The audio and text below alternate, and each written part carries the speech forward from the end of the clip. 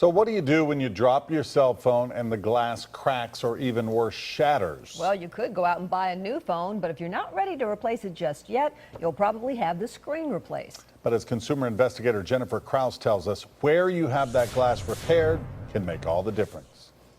It's happened to many of us. And I had so much in my hands that I just dropped my phone and it shattered on the top left corner. But 17-year-old Katie Harton says as bad as cracking the glass on her phone was, getting it fixed was even worse. Oh, I was infuriated. Oh, I was so mad. And she's not the only one we found who's had problems at iFix and Repair at the Cool Springs Galleria. And I was like, that's not right. Harton says just hours after getting her screen replaced there, and it just broke. Just broke. a huge crack suddenly appeared across the glass. I didn't drop it. I didn't do anything. I came home, I wiped the screen, and it just cracked. But when Harton took her phone back to the store the next day, the manager refused to fix it, citing the store's no refund policy.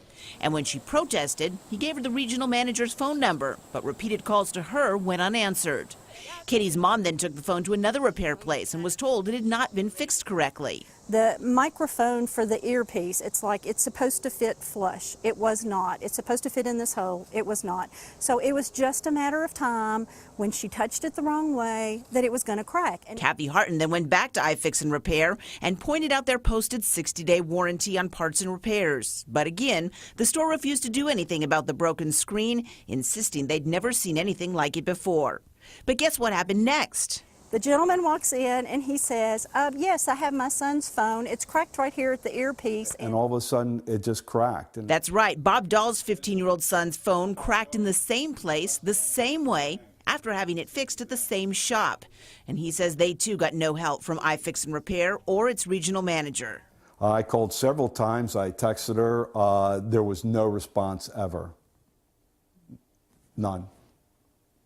That's not the way to run a business. Bob Dahl says when he took his son's phone to another repair place, they told him the glass had cracked because it was a cheap off-brand screen. Whatever the reason, Apple recommends you only take your phone to an authorized Apple repair shop, so you know you're getting a real Apple screen put on by someone who's been trained by the company.